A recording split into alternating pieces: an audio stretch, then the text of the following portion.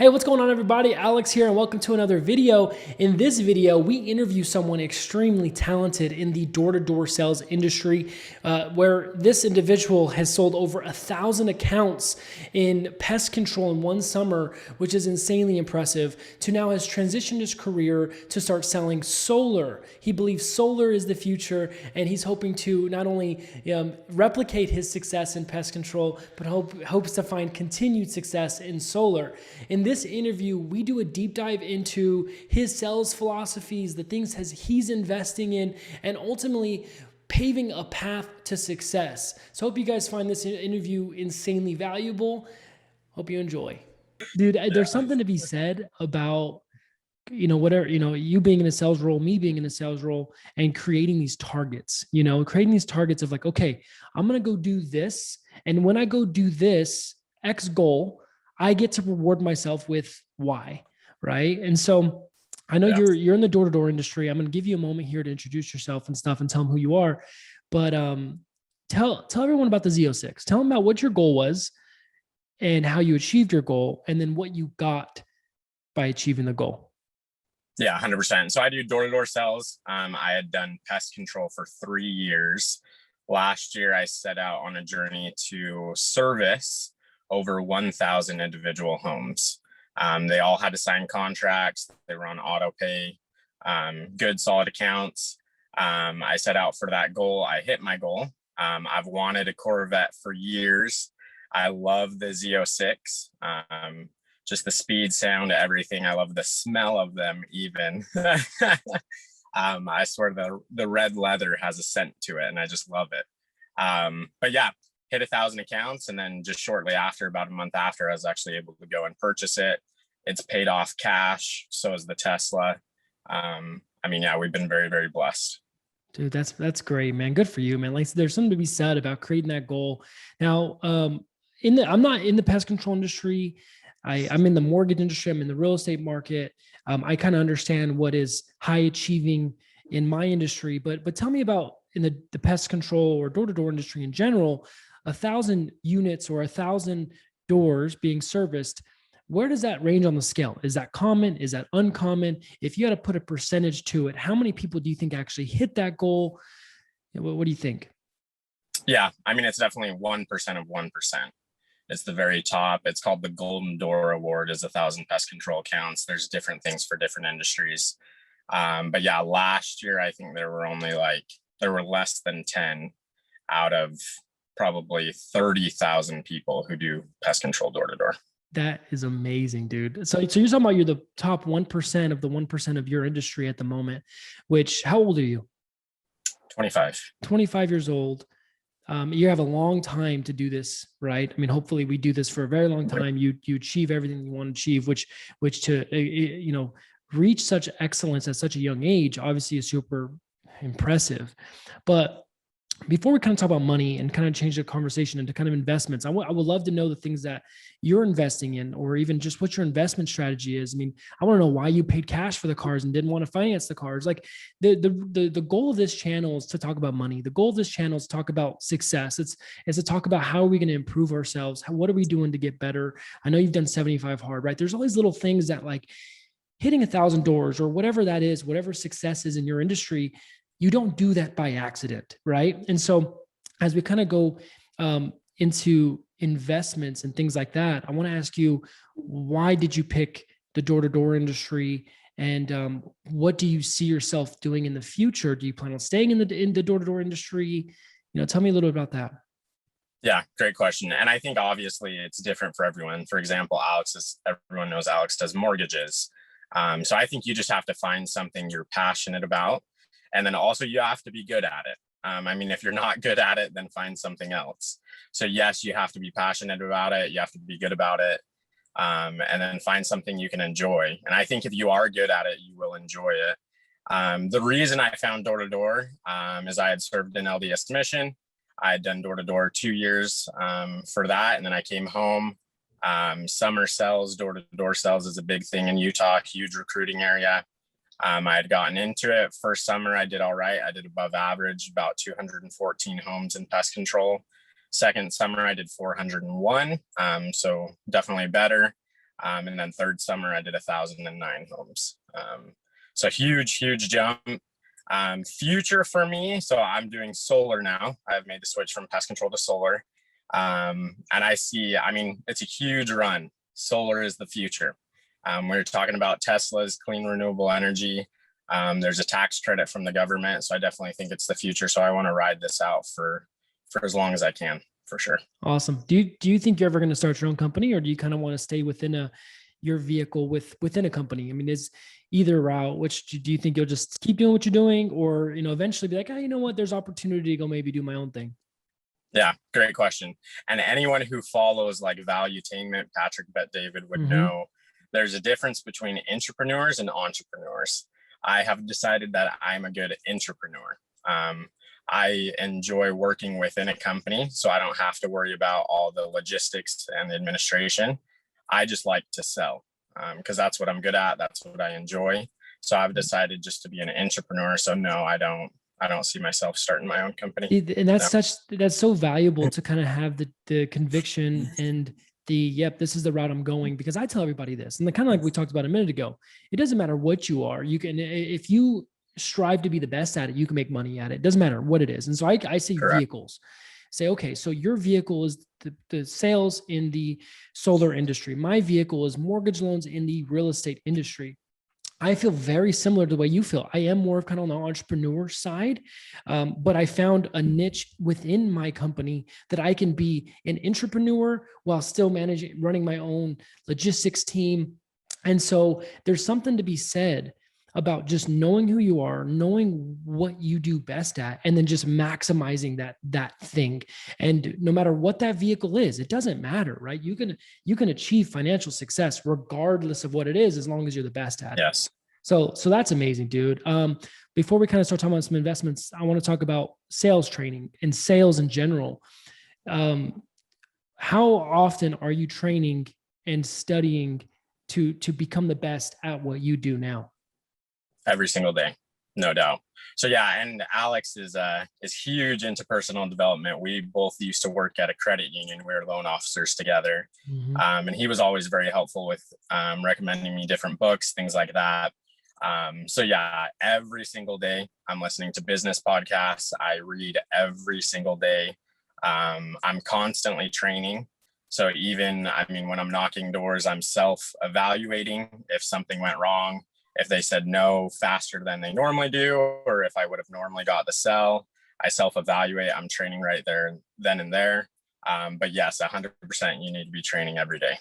Yep. And do you think training every day is what allows you to, obviously, to keep the continued success, but there's a common belief that once you reach some success and you have the money and that itch of like, okay, I got my cars, right? I'm not hurting for money. And when you're not hurting for money anymore, right? That's the moment where you're like, okay, are you a real player, or are you just someone that's going to fly by the seat of their pants? Right. And so how I found success in my industry, where we found success monetarily, but where I find my continued success is that working to get better every single day and analyzing, okay, I said this time in my sales pitch and it turned them off, and I'm like, okay, I can't say that next time. And so, getting better every single day is what has allowed me personally in my business to not get satisfied with just like, okay, cool, I did this much this month. Sounds great. Like, I'm good for 6 months. Like I could just be done for the whole year and I'm done. Like,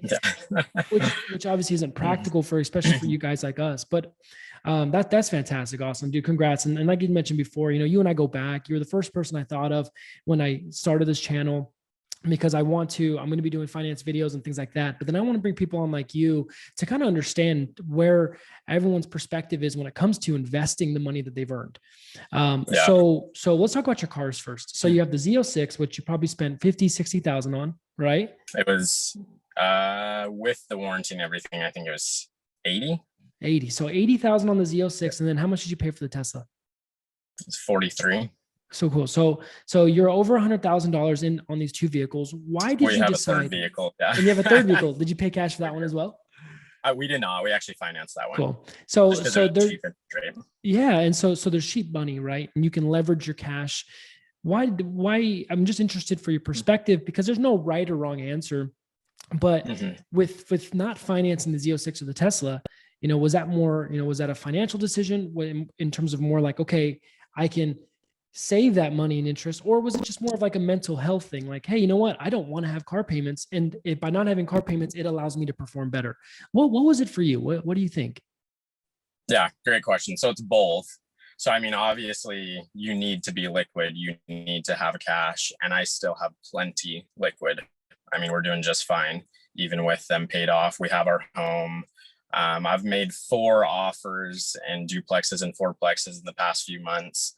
Just the market is crazy. It's So crazy. Yeah. everything is going for over asking, and I'm not willing to pay over asking right now. So we're just holding off on that. So I think the reason I just decided to pay off the cars is I knew I wouldn't be investing a large sum right now. I'm just kind of waiting a little bit. So yeah, just not having those monthly payments, not paying interest on it, and I still have other investments. I mean, I have a good chunk in the stock market, S&P 500. Like I said, we have our home. I do different things. But yeah, I mean, I think more than anything, it was just mental. Because yeah, I mean, I don't want going to bed at night thinking I have a huge loan of $80,000, and I think people go out and they show off that they have cool cars, but they just have a huge loan on it, and really can't afford it. So I think yeah, a lot of it was mental for sure. And I think that's a philosophy that I take too, where finance is just, it's not black and white. It's just as mental as it is just down to numbers, right? Like Yeah. you got to be able to maximize both sides. If every investment was just numbers, you can definitely burn yourself out on the other end, which is the mental aspect. If you're not mentally prepared to have that payment or whatever that may be, then that can totally impact that investment. And I agree, because one thing, being at the credit union, I mean, I advise a lot of my clients, hey, don't pay off that car, or yes, pay that car Yeah. off. It's so different for every single person. And I don't like to give blanket financial advice to people, but I think one really smart thing that you could do by having that Z06 paid off is, if you're like, you know what, hey, I found the perfect deal. I'm going to go Yep. take this offer. Refinance it. I'm going Yep. to refinance the car. I'm going to pull all my cash out, and I'm going to pay 3.5 to 4% interest on this. And I'm going to go put it on this house, which I'm going to make more than that in margin. So it's one of those Yeah. things where it's like, by paying it off in the interim, you have an asset that yes, maybe it's not the best value, or I guess best vehicle of value, because vehicles do decrease over time depending on the vehicle and things like that. But not 50% year over year. So Yeah. if you have that car paid off, you I can. hope not. And also the cool thing is, you can finance up to 125% on a vehicle, right? And Yep. so, and Yep. get gap insurance. And if someone hits you and wrecks you, then just, oh well, insurance pays for it. Go buy another one. Yeah. And so Yeah, and there's 100%. So that's exactly what we're planning on doing with the Z06. Because yeah, we can finance 125%. We'd pull out about, yeah, it'd be about 90,000. Interest rates at a local credit union are 1.99 on it. So say we ever ridiculous, need the extra cash, I mean, I can get the extra cash within a few days. which is And really like I said, smart. I mean, we have plenty. Yeah, Yeah, we're fine. which is smart. And I'm more of a proponent of not keeping cash on hand and investing it. I mean, Mhm. I'm definitely on the side of the spectrum of, like, especially where the dollar is getting a bruised eye right now because of all the money printing. Everyone's worried about Mhm. inflation. Everyone's worried that $20,000 in your account next year is only really going to be worth 15,000, right? And Mhm. so my thing is, hey, you know what? Burn the boats. And yes, having cash and having some cash readily available for emergencies is so very, very important, both for your mental state, but also just in life. It's practical to have some cash available, but also then saying, you know what, hey, I'm going to take X amount of money and put it in crypto. I'm going to put this in the stock market. I'm going to put this in real estate. I'm going to put this wherever, right? And I like to Yeah. keep it moving. And if I ever needed to liquidate something, I can say, okay, I'm just going to pull my Ethereum out for the day, is what it is. Yeah. Or I'm going to pull this out. Like it just doesn't Yeah. matter. So that's great, man. And so what is what do you think in terms of making money in your field? Obviously, the nice thing with sales is, dude, it's infinite, right? There's no ceiling. It's just like in my industry, where we can make as much money as we want to make. We can make as little as we want to make, which obviously isn't the goal. But what do you think the average is? Okay, let's say this: what someone, without directly asking you how much you've made this last year, someone at your stature, what do you think the average that they make on a yearly basis? I yearly? mean, I'll share. Yeah, I'll share what I made. I mean, obviously, I can't say the exact dollar amount because I've signed non-disclosures. Mm-hmm. But just based off standard pay scale, in 150 days, I made over $250,000. Awesome. So you take $250,000, and now you're 25 years old with $250,000. Now that you are not living that party life, you're still studying, you're still working hard to keep making more money. But what's your Mhm. plan for the future? What are you looking to invest in? I know you said real estate. Is real estate going to be the next vehicle for you where you're going to start putting a lot of your time and energy into? Yes, 100%. So Awesome. yeah, and like I said, I mean, we're still pretty liquid. We have quite a bit. And I mean, yeah, I've been doing sales for several years. I did well my first, second summer as well. This year, I'm on pace to, I mean, I'll double the income that I made last year at least. Um, so yeah, 100% multifamily real estate, duplexes, fourplexes, passive income, getting a property management company to manage them for 8 to 10%. Yes, that is Awesome. definitely going Where are you looking at buying at? What here your real locally in estate Georgia. in Georgia? And so are you guys living in Georgia full time? We are. Yep. Cool.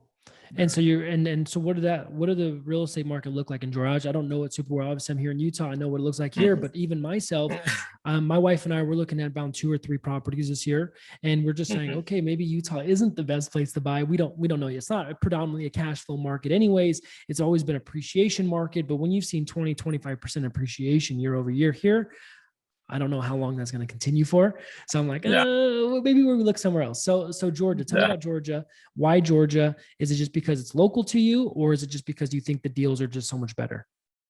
Yeah. So two things. So number one, I would say you should invest where it's local. Start there. And then number two, I mean, I've just compared the numbers because I am from Utah, from Vegas as well, just like Alex is.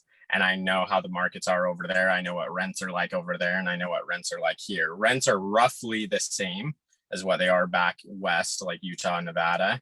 However, the cost of the properties are much, much lower here in Georgia and the South for sure. So Awesome. I mean, your cash on cash return is going to be much higher. Cool. Awesome. And so looking at multifamily, are you buying any single family, or are you going to stick to kind of multi? Yeah, just multi. More I doors, think baby. you can do single, but multi is going to be my bread and butter. Awesome. The Grant Cardone method. Yeah. Yeah, Yeah. well, Uncle I don't G. think that big. Yeah, Yeah. well, Yeah. he's Yeah. doing huge apartment Yeah. complexes. Yeah.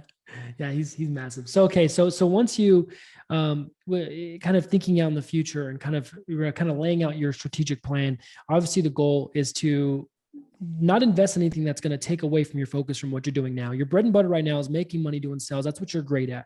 That is the rainmaker. You're a rainmaker in your industry. You're going to make as much money as you can there. Then you're going to take your cash. You're going to put it in other investments. That's going to kind of hopefully eventually pay for all of your living expenses.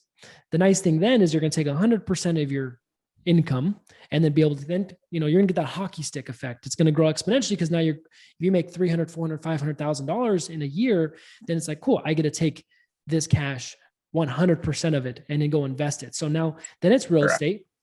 What about after real estate? I mean, are you looking at crypto right now? Are you looking at businesses? Like, do you want to eventually buy businesses and be silent partners? Like, what do you think long-term is? Or do you think, hey, you know what, me just doing it, filing my lane in real estate, making money, cash flow, banking on appreciation, and keep doing sales? Like, what's your kind of strategy? What's your thought process? Yeah, for sure. So I think number one for me, it's lifestyle. So I can keep grinding in door to door. I mean, I can make anywhere from $250,000 to $500,000 a year. I honestly believe I could sustain that for a while. However, I don't want to. The goal is obviously to have enough passive income to cover all of our expenses, and get to the point to where I don't have to. So yes, I look at crypto. I have a little bit of crypto as well. Like I said, stocks, things like that. I just see real estate as the best long-term investment, to provide me the lifestyle that I want, just to have the passive income. Like I said, I'd have property management companies handling everything for me. And really it would just, allow me the lifestyle that I want. Awesome. What do you think it takes? Because we're gonna wrap this up soon. What do you think it takes for someone who is watching this video and say, okay, Austin, it inspires me. I don't want to be lame and do the mortgage route like Alex, but I want to go No, and do. not true. There's good money in mortgages. There's Yeah, good yeah. money. There's You good do money. well. You do Yeah, very well. we do pretty well. And we can talk about that here in a minute if you like wanted to kind of know what we're doing on our end. But this is Mhm. about you, man. This video is about you, not me. But let's say someone's watching this video, is like, okay, I'm 18, 19 years old. I want to get into sales. What kind of person does it take to find the success that you found, right? Because I always believe, I'm like, look, I'm no different than anybody else. Yeah, maybe I've read more Mhm. books, maybe I spend more time mastering my specific craft, but I don't do anything that anyone else couldn't do. But what do you think? What does it take to be that person to go find success like you have? Yeah, I mean, I agree 100% with you, Alex. I mean, I am nothing special either. If I can do it, anyone can do it. I think what my big difference is, I mean, it comes down to discipline. The days that I'm not motivated, the days that other people would probably take days off or get out late, I still get out there. Discipline is where you're able to achieve those high goals, and then developing a deep why. I mean, really deciding why you're doing it. There is good money in sales, obviously, but if all you care about is the money, then once you hit a certain dollar amount, you won't really be motivated.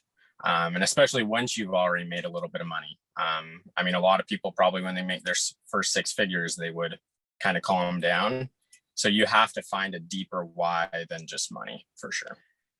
Would you agree that now you're making money? I mean, it's so crazy because I look at my family, and nothing against my family, but I'm not from a wealthy family. And now that Yep. I'm making way more than my parents ever made, um, do you find that kind of weird? I mean, are you in a similar boat as I am where you're kind of like, wow, like I'm kind of the first generation and I'm going to set my family up for a very long time. Do you feel, can you relate to that, or what do you think Yeah, about that? 100%. And my parents have told me that. So my mother has her doctorate. She teaches at a university. She's high up there. My father has a very secure, good job with the city of Las Vegas. Both make over six figures. But just me, I still make more than both of my parents, and they've been in their careers for over 20 years. I mean, And they're did in you their finish 50s. college? Did you ever finish? I I have no You degree, never, yeah, no no college degree. degree. And that's what's so amazing with sales is, I mean, the opportunity cost of not going and doing sales could be extremely high if you're actually good at it. And just like myself, I have my degree. I personally, I think it was a waste of time. I wish I would have gotten to my field sooner. Then there's an argument to be made. Who knows that maybe if you didn't go that specific route, you didn't learn things or meet people that have set you up, even though the piece of paper itself hasn't really done anything for you. Yeah. But I'm gonna go back to that and round up my point. But even $100,000, man, I don't think it's enough. Now I'm not a greedy person.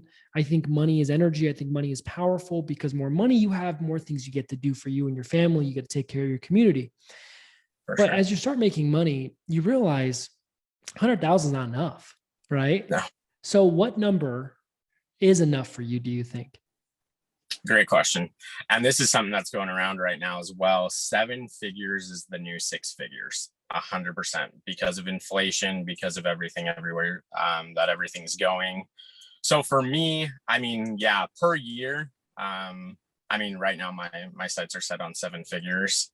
Obviously, net worth much more than that. Yeah. Seven figures, I agree more than ever.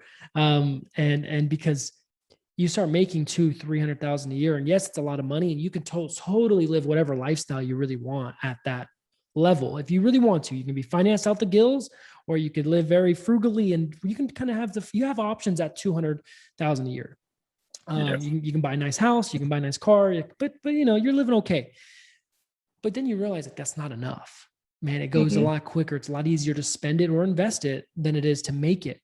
And I'll tell you, so funny. So I know you're 1099, correct? So you're your own business. I'm actually different. I'm a W-2 employee. So Oh, I take deductions before I even get paid. So I have a 38% hit before I even see my paycheck. yeah. So if I made $100,000, 38 grand is gone, bro. And instantly. Yeah. Now there's pros to that because when I'm buying real estate, it's a little bit easier to qualify because I'm not having to deal with profit and loss statements and Mhm. you've been writing off everything and knowing what to write off and not what to write off. In my world, I don't get a choice, and sometimes not having a choice just says, well, it is what it is. Yeah.